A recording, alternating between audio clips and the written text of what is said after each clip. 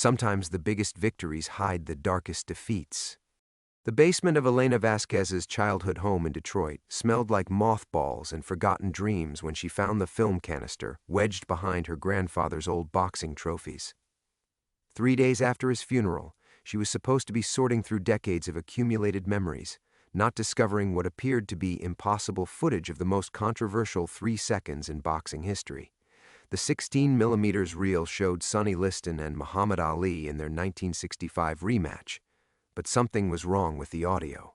Liston's voice, crystal clear, whispering words that would chill Elena to the bone. "They got to me, kid. This ain't about winning anymore."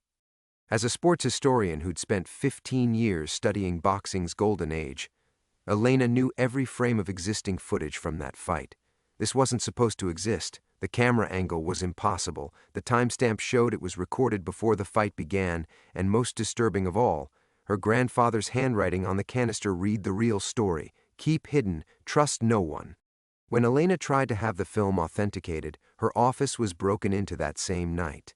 Someone wanted this footage to stay buried, and they were willing to destroy anyone who threatened to expose it. What had her grandfather stumbled upon 54 years ago, and why were people still dying to keep it secret? Before we jump back in, tell us where you're tuning in from, and if this story touches you, make sure you're subscribed, because tomorrow I've saved something extra special for you. Elena's hands trembled as she surveyed the wreckage of her Wayne State University office. File cabinets lay overturned, their contents scattered like fallen leaves across the linoleum floor. Her computer monitor displayed a spiderweb of cracks, and the framed photograph of her daughter Maya's high school graduation had been ground under someone's boot heel. But they hadn't found what they were looking for. The film canister sat heavy in her jacket pocket, its metal surface still warm from her nervous fingers during the 3-hour drive from Detroit's east side. She'd made the smart choice, keeping it with her instead of leaving it at home or bringing it to the university for analysis. 15 years of academic life had taught her to be cautious with valuable historical documents, but nothing had prepared her for this level of paranoia. "Dr. Vasquez?" Campus security officer Tom Bradley stood in the doorway, his weathered face creased with concern. "We got your call. This is extensive." Elena stepped carefully through the debris, avoiding the scattered pages of her latest research on corruption in 1960s boxing. The irony wasn't lost on her. "Nothing appears to be missing," she said, though her voice caught slightly on the lie. "Just vandalism." Bradley scribbled notes on his clipboard. "Any idea who might want to do this? Disgruntled student? Academic rivalry?" She almost laughed. "If only it were that simple. I can't think of anyone. I teach sports history, not exactly a controversial field. Another lie, easier this time." After Bradley finished his report and left, Elena locked her office door and tried to process what was happening. 48 hours ago, her biggest concern had been grading midterm exams and preparing for Maya's college visits. Now she was carrying around what might be the most dangerous piece of sports memorabilia in history. Her phone buzzed with a text from Maya, working late at the diner tonight. "Don't wait up. Love you." At 17, Maya had inherited Elena's stubborn independence and her late father's easy smile. She worked part-time at a retro diner in Birmingham to save money for college, despite Elena's protests that it wasn't necessary. The girl had dreams of studying journalism at Northwestern, dreams that Elena would protect at any cost. The thought of those dreams being threatened made Elena's decision easier. She drove to the one person in Detroit who might understand what she'd stumbled into: Vincent "Vinny" DeMarco, an 83-year-old former sports journalist who'd covered boxing in the city's golden age. His apartment in Corktown occupied the second floor above an Italian bakery, and the smell of fresh bread always reminded Elena why she'd started visiting him for research in the first place. "Jesus, Elena," Vinny said after one look at her face. "You look like you've seen a ghost." "Maybe I have." She followed him into his cluttered living room, walls covered with yellowed newspaper clippings and photographs of long-dead fighters. "Vinny, what do you remember about my grandfather?" The old man's coffee cup paused halfway to his lips. "Carlos? Why are you asking about Carlos now?" "I found something in his basement. Something about the Ali Liston rematch in '65. Vinny set down his cup with deliberate care. What kind of something? Elena pulled out the film canister, watching Vinny's face for any tell.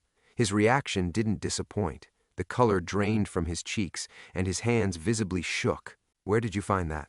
Behind his boxing trophies. Vinny, what aren't you telling me? The label says, the real story in his handwriting. For a long moment, Vinny stared at the canister like it might explode. When he finally spoke, his voice carried the weight of decades-old secrets. Your grandfather. He wasn't just a boxing fan, Elena. He worked security for some of the big fights back then. Freelance stuff, you know? Cash under the table. Security for who? People who had a lot of money riding on the outcomes. Vinny stood and walked to his window, looking down at the quiet street. There were rumors after that Liston fight. Talk about it being fixed, about Liston taking a dive. But the rumors died fast, real fast. People who kept talking about it, they had accidents, bad luck. You understand? Elena felt the canister's weight in her pocket like a stone. Are you saying... I'm saying your grandfather was a good man who got mixed up with the wrong people. And whatever's on that film, there's a reason it's been hidden for 54 years. Vinny turned back to her, his eyes serious. Some stones are better left unturned, kid. Especially ones that got people killed. The drive home through Detroit's darkened streets felt longer than usual. Elena kept checking her rearview mirror, jumping at every set of headlights that followed too long.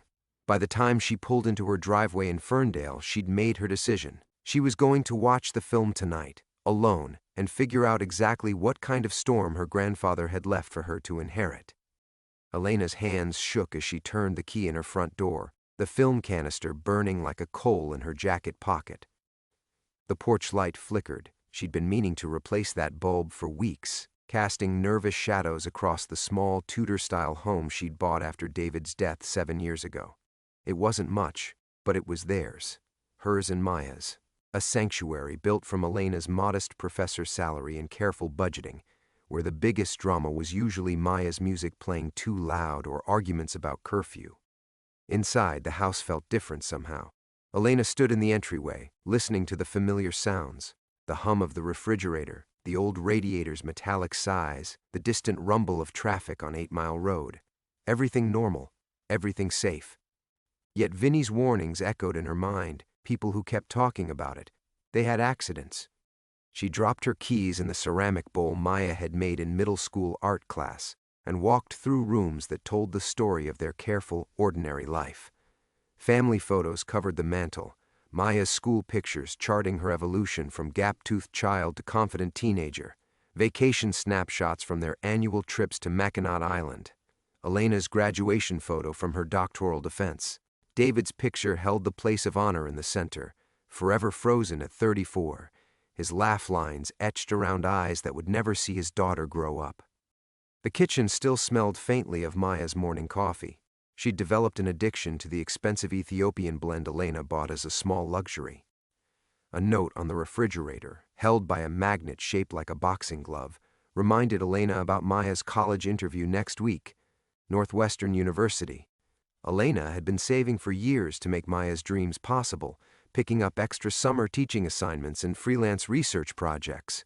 Every sacrifice had felt worth it when she imagined Maya walking across a campus much grander than Wayne State's utilitarian buildings. Elena poured herself a glass of wine, a middle-shelf Cabernet she'd been saving for a special occasion, though she couldn't remember what that occasion was supposed to be. The irony struck her as she sat at the kitchen table where she and Maya shared breakfast every morning, discussing everything from Maya's journalism assignments to Elena's latest research discoveries. This morning felt like it had happened in someone else's life. Her laptop sat open on the counter, cursor blinking on the half-finished article she'd been writing about corruption in amateur boxing during the 1960s. The piece was meant for an academic journal that maybe 300 people would read. Safe territory, publish or perish territory, but nothing that would get anyone's office ransacked or threaten decades-old secrets. The film canister seemed to pulse with malevolent energy from where she'd set it on the table. Such a small thing to upend everything. Elena thought about her grandfather Carlos, trying to reconcile Vinny's revelations with her childhood memories. She remembered him as a gentle man who taught her to wrap her hands properly for boxing practice, who never missed her amateur fights, who made her promise to use her education to tell the truth about things that matter. She'd thought he meant academic truth, careful research, peer review, footnoted revelations about sports history that mattered to no one but other professors. Maya's key turned in the front door just after 10 o'clock, followed by the familiar sounds of her daughter arriving home, backpack hitting the floor, keys joining Elena's in the ceramic bowl, the refrigerator opening as Maya inevitably searched for a snack despite working at a diner. "Mom?" Maya appeared in the kitchen doorway, still wearing her server's uniform, dark hair pulled back in the practical ponytail she wore for work. At 17, she looked so much like David that Elena sometimes caught her breath. But Maya had inherited Elena's restless intelligence, always pushing, always questioning. "You okay? You look weird." "Just tired." Elena forced a smile, sliding the film canister behind her laptop with what she hoped was casual discretion. "How was work?" "Same as always. Mr. Patterson asked me to work extra shifts next week to save for Northwestern, but I told him I can't miss my interview prep sessions." Maya grabbed an apple and settled into the chair across from Elena. "Speaking of which, did you finish reading my practice essays?" Elena's stomach clenched. The essays were in her office, buried somewhere in the debris of her ransacked files. "I'll get to them this weekend, sweetheart, promise." They talked for another 20 minutes about safe things, Maya's AP history test, plans for Thanksgiving, whether Elena would finally accept Professor Morrison's persistent invitations to department social events. Normal mother-daughter conversation, but Elena found herself memorizing Maya's laugh, the way she gestured with her hands when excited, the determined set of her jaw when she talked about her future. After Maya went upstairs to study, Elena sat alone with the canister and her wine, torn between curiosity and terror. Everything she'd built, this house, Maya's future, her carefully constructed academic career, felt suddenly fragile. One film reel, one glimpse into her grandfather's buried secrets, and it could all disappear. But the need to know burned stronger than fear. Elena pulled the film canister from behind her laptop, its metal surface cold against her palms. The kitchen felt too exposed suddenly, too vulnerable with its large windows facing the street. She gathered the canister, her wine, and her laptop, retreating to the basement where she'd first discovered her grandfather's secrets 2 days ago. The basement smelled of must and old wood, familiar scents that had once brought comfort. Now they felt oppressive. She moved past the boxing trophies and memorabilia, setting up her laptop on the workbench beneath the single hanging light bulb. Her grandfather's old film projector sat in the corner, shrouded in dust, but Elena had brought a portable 16mm scanner she'd borrowed from the university's media lab months ago for a different project. At the time, she'd been digitizing old footage of Detroit's amateur boxing scene for her research. Such innocent work. The scanner hummed to life, its LED display casting an eerie blue glow in the dim basement. Elena's hands trembled as she fed the first strip of film into the mechanism. Whatever she was about to see, it had already destroyed her office and set forces in motion she didn't understand. Vinny's warnings echoed, "Some stones are better left unturned," but it was too late for that wisdom now. The first images flickered onto her laptop screen. Grainy black and white footage of a boxing arena. The quality was poor, typical of amateur recordings from the 1960s, but Elena recognized the venue immediately, St. Nicholas Arena in New York, though something felt wrong about the perspective. The camera angle showed a view from an impossible vantage point, as if the cameraman had been suspended above the crowd. Elena's breath caught as familiar figures came into focus. Muhammad Ali, then still radiating the confidence that had made him famous, shadowboxing in his corner. And across the ring, Sonny Liston, the former champion whose mysterious knockout in their first fight had already sparked controversy. But this was their rematch, May 25, 1965. The fight that would be remembered for the phantom punch that knocked Liston down so quickly, most spectators missed it entirely. She fast-forwarded through crowd shots and pre-fight preparations, searching for whatever her grandfather had thought important enough to hide for 54 years. The timestamp in the corner made her pause, 10:19 p.m. She pulled up her research files, cross-referencing with newspaper accounts. The fight had officially begun at 10:22 p.m. This footage was recorded 3 minutes before the actual fight started. Elena's wine sat forgotten as she watched events that shouldn't exist. The film showed both fighters receiving last-minute instructions from their corners, but the audio, surprisingly clear for such old equipment, captured something impossible. Liston's voice, barely a whisper as he leaned towards someone just outside the camera's range. The fix is deeper than anyone knows. They're not just buying the fight, they're buying the whole goddamn story. The blood drained from Elena's face. Every sports historian knew the rumors about the Ali Liston fights, the speculation about organized crime influence, the allegations that Liston had thrown both bouts. But this wasn't speculation, this was evidence. She rewound the sequence, increasing the audio levels, trying to catch every word. Liston continued, "Your boss thinks he's running this, but there's another game being played. Government men, not just mob boys. This goes all the way up, Carlos. All the way to—" The audio cut off abruptly, replaced by the sounds of the crowd and ring announcements. Elena stared at the screen, her grandfather's name echoing in her mind. Carlos Liston had been speaking directly to her grandfather. The footage continued, showing the brief, controversial fight itself. Ali's quick jab that sent Liston to the canvas, the confusion that followed, the heated arguments about whether the punch had even connected. But now Elena saw it differently. She saw Liston's eyes seeking out the camera before he went down, saw him mouth words that looked like, "Remember this," just before the phantom punch landed. Her phone rang, shattering the basement's silence. Elena grabbed it automatically, then froze at the number display, unknown. She let it go to voicemail, her heart hammering. The basement suddenly felt like a trap, the single exit at the top of the stairs seeming impossibly far away. The phone rang again immediately, same unknown number. This time she answered, her voice barely steady. "Hello? Dr. Vasquez." The voice was calm, professional, with just a hint of a southern accent. "I believe you found something that belongs to my client. Something your grandfather was supposed to destroy years ago." Elena's grip tightened on the phone. "I don't know what you're talking about." A soft chuckle. "The film, doctor. We know you have it. We know you've watched it. And we know you now understand why certain historical truths need to remain buried." A pause. "Maya's a lovely girl, Northwestern University. Such bright futures ahead for both of you.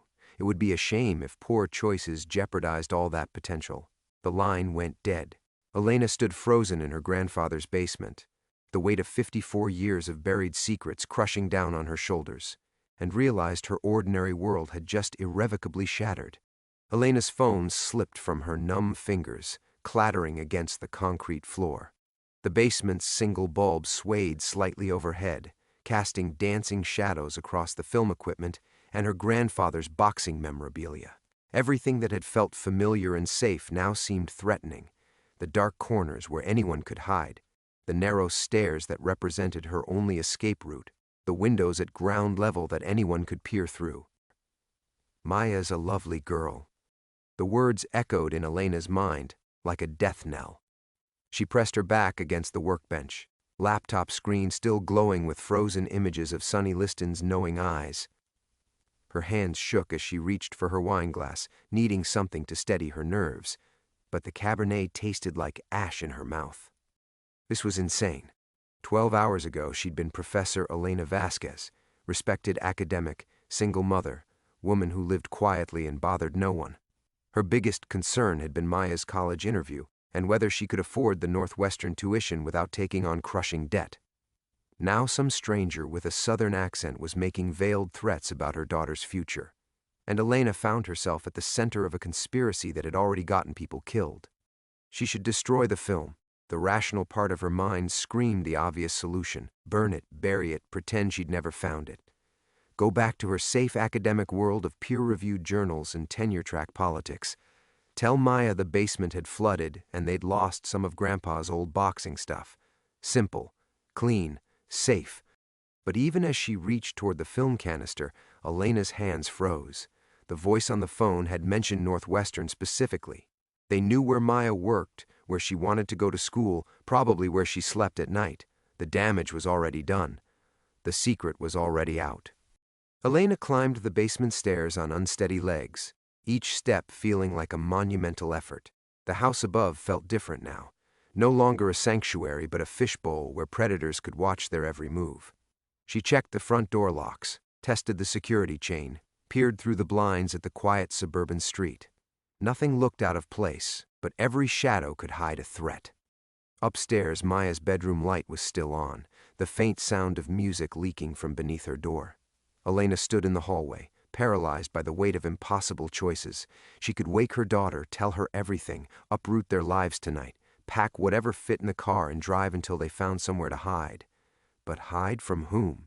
People who knew Maya's college plans, who'd found Elena's office, who had resources stretching back 54 years? Or she could say nothing, pretend everything was normal, and pray that whoever was watching would be satisfied if she simply stayed quiet about the film. But Elena knew too much about history to believe in such simple solutions. Secrets like this didn't stay buried because people were reasonable. They stayed buried because people who threatened to expose them disappeared. She pressed her ear to Maya's door, listening to her daughter's soft movements, probably reviewing notes for tomorrow's AP history test, or maybe writing in the journal she'd kept since middle school. All those dreams, all those plans, built on the assumption that the world was a place where hard work and intelligence mattered more than the sins of previous generations. Elena's father, David, had believed in that world. He'd been a social worker, dedicated to the idea that broken systems could be fixed, that justice was worth fighting for. He died in a car accident when Maya was 10, a genuine accident, nothing suspicious, just black ice and bad timing. But Elena remembered his passion for exposing corruption in the foster care system, his determination to protect children from adults who would exploit them. What would David do? The question haunted her as she retreated to her own bedroom. She sat on the edge of the bed, still wearing her work clothes from what felt like a lifetime ago, and tried to think clearly through the fog of terror and wine. The film contained evidence of something massive, not just fight-fixing, but government involvement, conspiracy reaching levels she couldn't begin to fathom. As a historian, she understood the significance of such evidence. It could rewrite everything people thought they knew about that era of boxing, about organized crime's influence on professional sports, about how deep corruption had penetrated American institutions. But as a mother, she understood something even more important. Maya was everything. Her daughter's safety, her future, her life, these mattered more than any historical truth. Elena had spent 17 years building a world where Maya could thrive, where she could pursue her dreams of journalism and making a difference in the world. Now those same dreams felt like weapons pointed at both of them. Elena lay back against her pillows, staring at the ceiling where shadows from passing cars swept across the plaster. Somewhere in the darkness, people were watching, waiting to see what choice she would make. The film sat in the basement like a ticking bomb, and Elena found herself caught between her duty to history and her love for her daughter. She closed her eyes, but sleep felt impossible. Tomorrow, she would have to decide whether some truths were worth dying for. Elena woke to gray dawn light filtering through her bedroom curtains, her neck stiff from sleeping in her work clothes. For one blessed moment, she existed in the space between sleep and memory, where yesterday's revelations felt like fragments of a nightmare. Then reality crashed back. The film, the threats, the impossible choice between truth and safety. Her phone showed 3 missed calls from unknown numbers, all received between 2 and 4 a.m. No voicemails. The silence felt more ominous than any threat. Downstairs, Maya was already dressed for school, backpack slung over her shoulder, grabbing a piece of toast. Normal 17-year-old rushing through morning routine, completely unaware that their world had shifted on its axis. "You look terrible, Mom." Maya paused at the door, genuine concern creasing her features. "Are you getting sick? You can't afford to miss classes this close to tenure review." Elena forced a smile that felt like broken glass. "Just didn't sleep well." "You have your AP test today?" "History. Ironic, right? Your daughter taking a test about the past while you make your living digging it up." Maya grinned, shouldering her bag. "Mr. Patterson wants me to work a double shift this weekend, but I told him I need time to prep for Northwestern. That interview could change everything." That interview could change everything.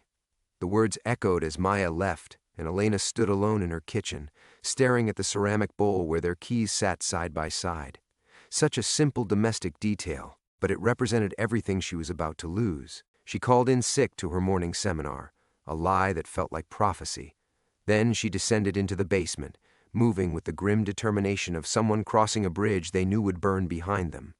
The film equipment waited exactly as she'd left it, laptop screen dark, scanner humming softly on standby. Elena rewound the footage to Liston's whispered warning, playing it again with fresh ears. The fix is deeper than anyone knows. Not just the fight, not just organized crime. Government involvement stretching back decades, secrets worth killing for even 54 years later. Her grandfather Carlos had been there, had filmed it, had hidden the evidence instead of destroying it, passing along a burden he couldn't bring himself to eliminate entirely. Elena understood why now. This wasn't just sports history. It was evidence of how thoroughly corruption had infiltrated American institutions in the 1960s. The fight that made Muhammad Ali a legend was built on lies that reached the highest levels of power. People had died to keep this secret. More people would die if necessary. But they'd made one crucial mistake. They'd threatened Maya. Elena picked up her phone and scrolled through her contacts until she found the number she needed. Professor Sarah Chen at Northwestern University's journalism school, a former investigative reporter who'd left newspapers for academia after one too many stories killed by powerful interests. They'd met at conferences, bonded over shared frustrations with institutional cowardice. Sarah? It's Elena Vasquez from Wayne State. I need a favor, and it might be dangerous. Jesus, Elena, it's 7 a.m. What kind of favor requires a disclaimer about danger? Elena took a deep breath, feeling the ground shift beneath her feet. The kind that could get us both killed, but might also expose the biggest cover-up in sports history. Maybe bigger than sports. I'm going to send you a film, and I need you to hide copies in places where they can't all be destroyed. Can you do that? Silence stretched across the line. Then, how big are we talking? Government big. Organized crime big. The kind of big where people disappear and their offices get ransacked. Elena's voice strengthened as she spoke, fear crystallizing into resolve. They threatened my daughter, Sarah. My 17-year-old daughter who wants to be a journalist like you were. They think that'll make me back down. And will it? Elena looked around her grandfather's basement, at the boxing trophies and faded photographs, at the evidence of a man who'd chosen to preserve truth even when it endangered everything he loved.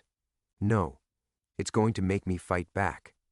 She spent the next hour transferring the film to multiple digital formats, uploading copies to encrypted cloud servers, preparing packages for journalists and historians she trusted.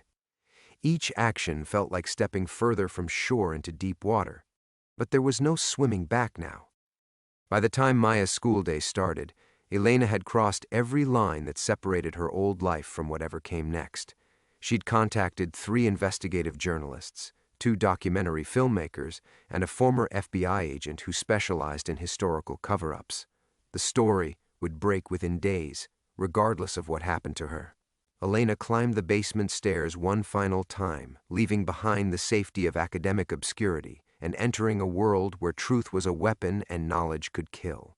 Her phone buzzed with another unknown number, but this time she answered without hesitation. Dr. Vasquez, came the familiar southern accent.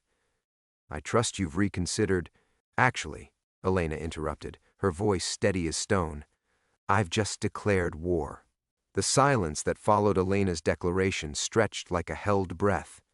She could almost feel the man on the other end recalibrating, his careful southern politeness giving way to something sharper.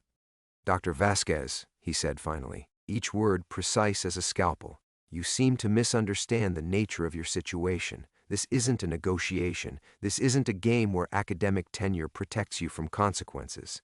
You've stumbled into something that has been carefully managed for over 50 years, and your enthusiasm threatens arrangements that powerful people consider sacrosanct. Elena walked to her living room window, peering through the blinds at the quiet Detroit street. A black sedan sat parked across from her house. Had it been there this morning? Let me explain something to you, she said, surprised by her own calm. I'm a historian. I know how these stories end. I know what happens to people who try to handle dangerous knowledge alone, so I didn't. The pause this time felt different, uncertain. The film is already uploaded to servers in 6 different countries, Elena continued. Sarah Chen at Northwestern has copies.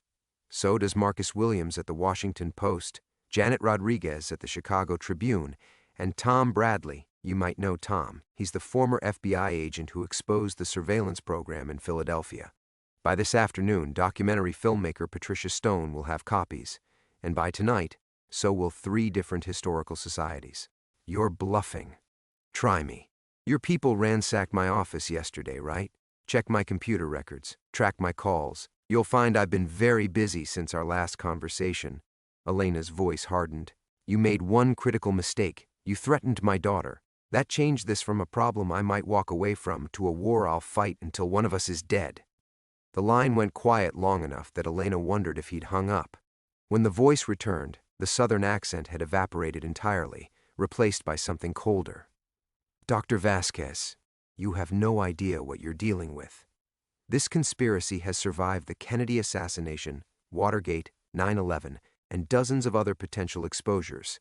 It has resources you cannot imagine and patience measured in decades. Your grandfather learned that. He chose to hide the evidence rather than use it. He chose to live. My grandfather was protecting his family in a different time, Elena shot back.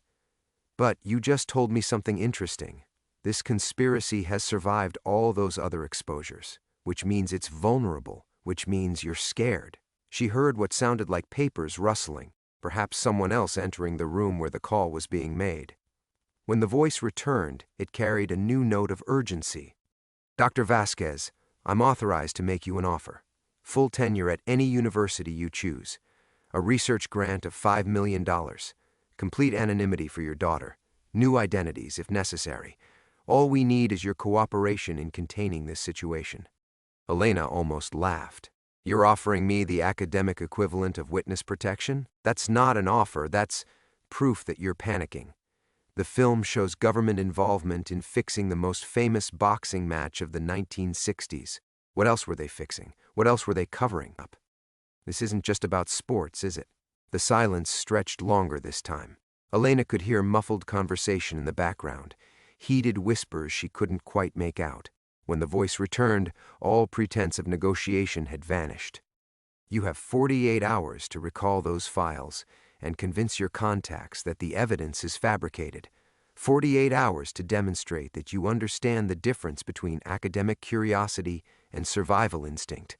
After that, we stop asking nicely. And what happens to Maya?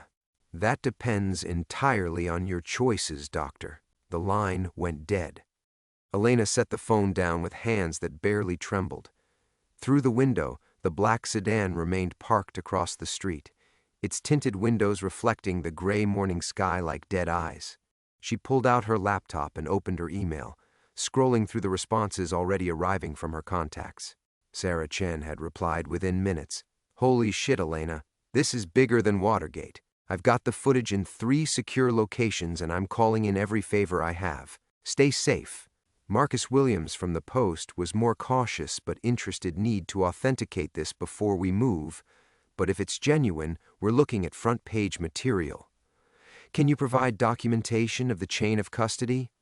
Tom Bradley's response chilled her. Elena, you need protection now. I recognize some of the voices in this audio. This reaches levels of government I thought were myth. Do not stay in your house. Do not follow normal routines. I'm making calls. As she read, Elena realized she was no longer Dr. Elena Vasquez, respected professor who wanted tenure and worried about mortgage payments. She had become something else, a person carrying secrets that powerful forces would kill to protect.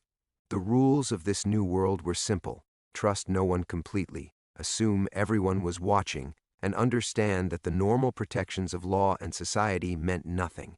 Her phone buzzed with a text from Maya. Mom, weird question, but did you tell anyone I work at Coffee Connects? Some guy came in asking about me. Elena's blood turned to ice.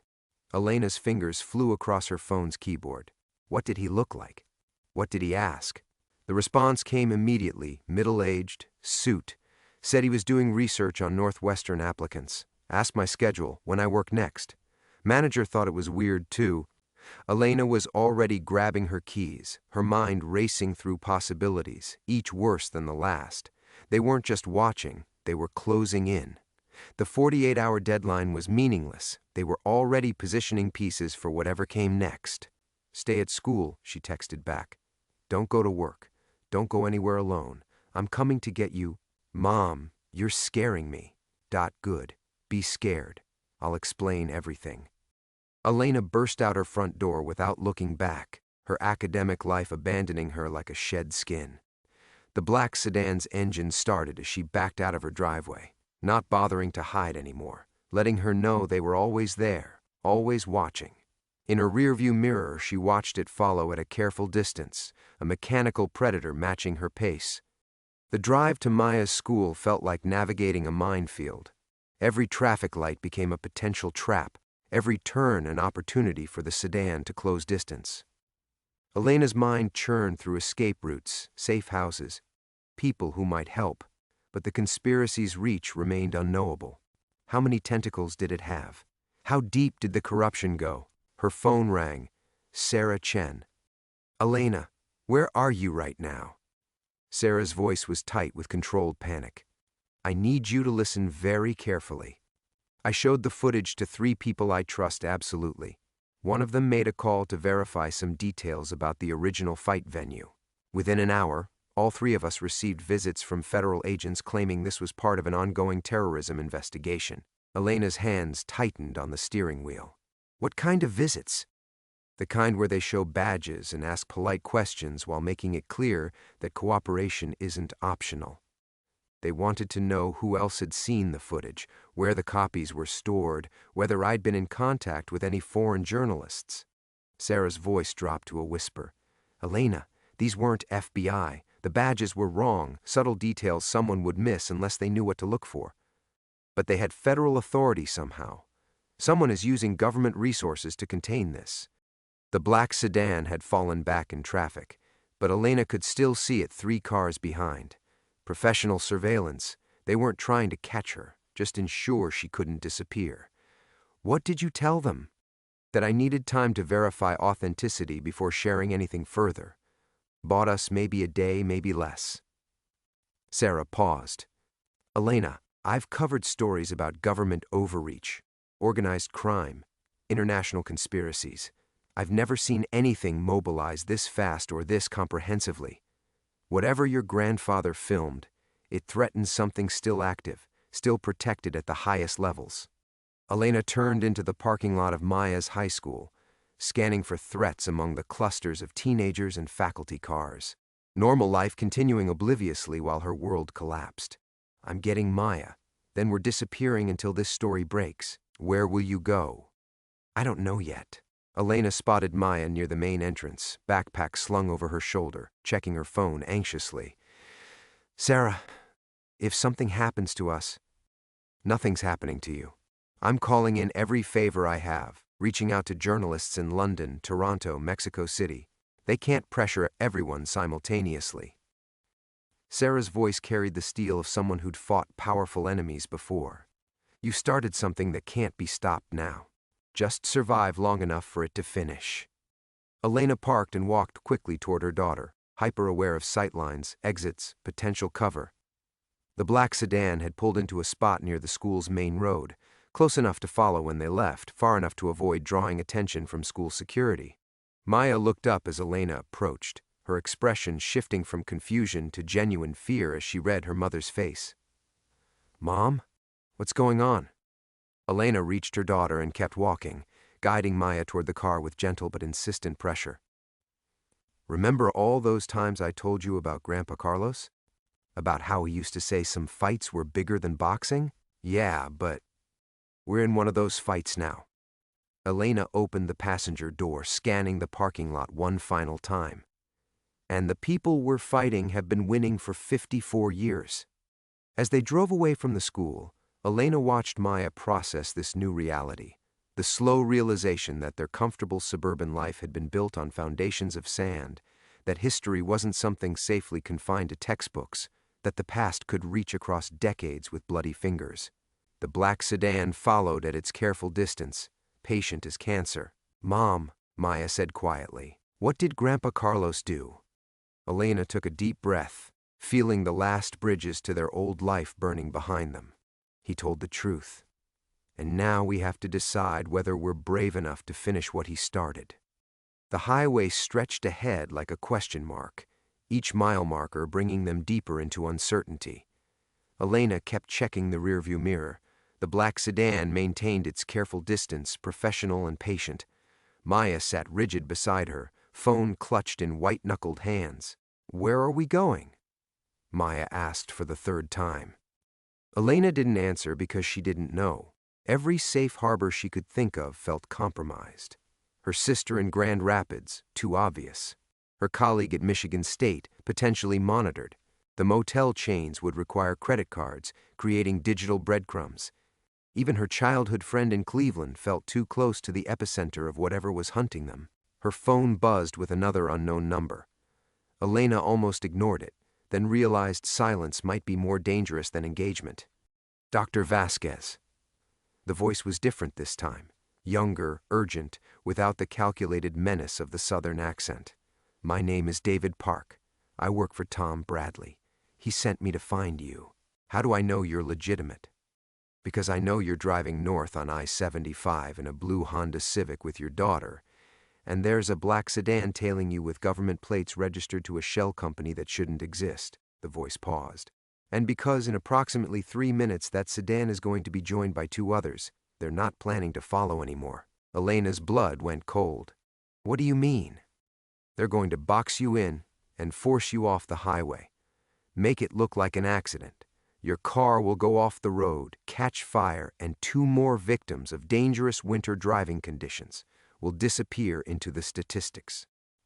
David's voice carried the flat certainty of someone reading from surveillance reports. "Take the next exit, Dixie Highway. There's a gas station half a mile down. I'm waiting there in a red pickup truck." Maya was staring at her now, picking up enough of the conversation to understand they were in immediate danger. Elena checked the mirror again. Still just the one sedan, but the highway stretched empty ahead and behind them. Perfect conditions for an orchestrated accident. "How do I know this isn't part of their trap?" "Because Tom Bradley says to tell you that your grandfather wasn't the only one who filmed that fight. There were 3 cameras that night. Yours shows what happened in the ring. The other 2 show who ordered it to happen." Elena's hands trembled on the steering wheel. More evidence, more dangerous secrets.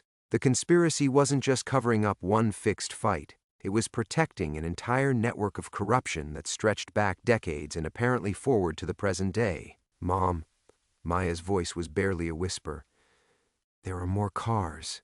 Elena looked up to see 2 additional black vehicles approaching from ahead, moving against traffic in the emergency lane.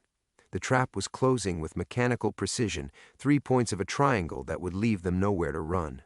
The Dixie Highway exit loomed ahead, their only chance.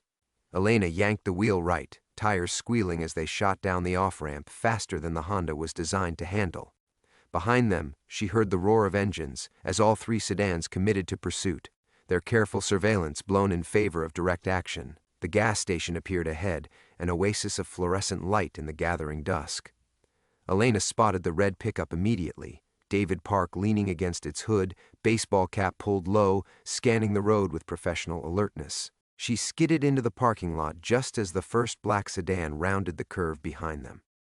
David was already moving, pulling open Maya's door before the Honda fully stopped.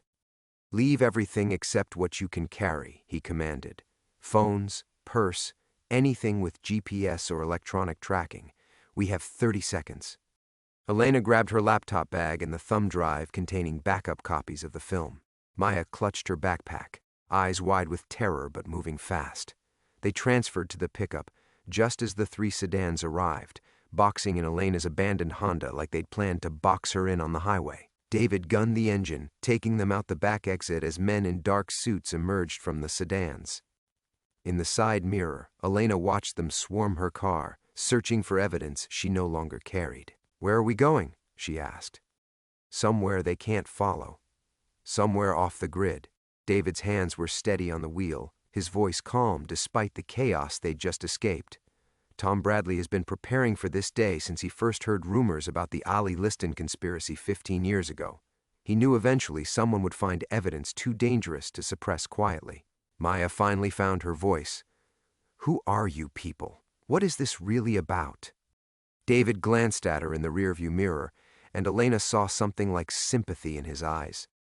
"Your grandfather filmed the moment American democracy started eating itself from the inside. Everything since then, every war, every scandal, every cover-up, has been downstream from the people who fixed that fight. They're not just protecting a secret, they're protecting a system." The pickup truck disappeared into the Detroit night, carrying them toward whatever came after the old world ended. The safe house turned out to be a converted auto shop in Detroit's Corktown district, its windows painted black and its steel doors unmarked. Tom Bradley emerged from the shadows as David's pickup pulled into the loading bay. A man in his 60s with silver hair and the careful movements of someone who'd spent decades looking over his shoulder. "Dr. Vasquez." His handshake was firm, his eyes kind but haunted. "I'm sorry it came to this. Your grandfather would have understood." Elena found herself in a sparse room filled with whiteboards covered in photographs, documents, and red string connecting names and dates spanning 60 years. The Sonny Liston fight sat at the center like a spider in a web, threads radiating outward to Vietnam, Watergate, Iran-Contra, 9/11, and dozens of smaller scandals she'd never heard of. "This is what we're really dealing with," Tom said, gesturing to the conspiracy map. "Your film isn't just evidence of a fixed fight, it's proof that a shadow network has been manipulating American history since the 1960s. Boxing was just their first successful test." Maya stared at the wall in horrified fascination. "These people killed President Kennedy?" "No, but they learned from the people who did. They perfected the art of hiding in plain sight, of using legitimate government resources to protect illegitimate activities." Tom pointed to a cluster of photos from the original fight. "Your grandfather captured audio of the moment they gave Liston his final instructions. But more than that, the camera angle shows 3 men in the background who weren't supposed to exist." Elena studied the enhanced stills David had prepared. In the grainy background, barely visible behind the crowd, stood figures she hadn't noticed before. "Who are they?" The one on the left became a Supreme Court justice in 1971. The middle one ran the CIA from 1976 to 1981. The one on the right controls a media empire worth $40 billion. Tom's voice carried the weight of revelations that had cost him his career and nearly his life. They weren't just fixing a boxing match. They were testing whether they could manufacture any reality they chose. Elena felt the room spinning slightly. The scope of what they faced was beyond anything she'd imagined. "We need to release everything immediately. Flood every media outlet simultaneously." "That was the plan," David said quietly from his position by the window. "Until an hour ago." Tom's expression darkened. "Sarah Chen is dead, Elena. Car accident on her way home from the television station where she was scheduled to appear tonight. Her car went off a bridge, caught fire. Very thorough." The words hit Elena like a physical blow. Sarah, brilliant, fearless Sarah who'd fought corruption her entire career, reduced to another convenient accident. Maya reached for her mother's hand, both of them understanding that they were staring into an abyss that swallowed anyone who challenged it. "The other journalists?" Elena asked, though she dreaded the answer. Marcus Williams received a federal subpoena claiming his sources were connected to terrorism. The judge sealed all his materials pending a national security review that could last years. Tom moved to another section of the wall, covered with newspaper clippings about mysterious deaths and convenient accidents.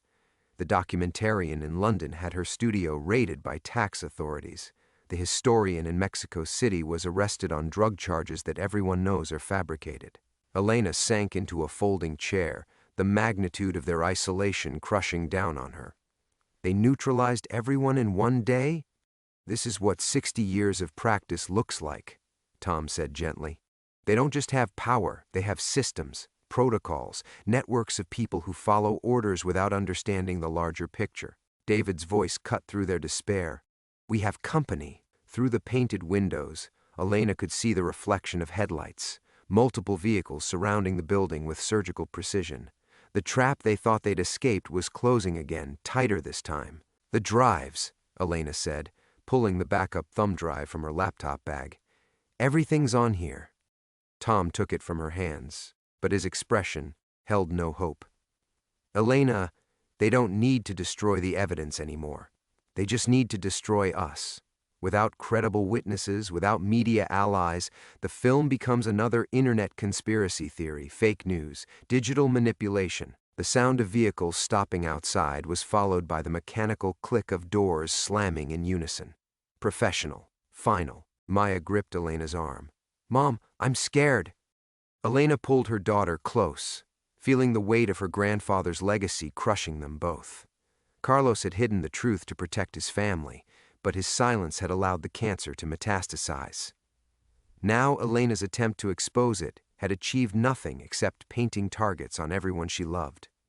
"Dr. Vasquez," a familiar southern voice called through a bullhorn outside. "We know you're in there. This ends tonight, one way or another." The lights went out.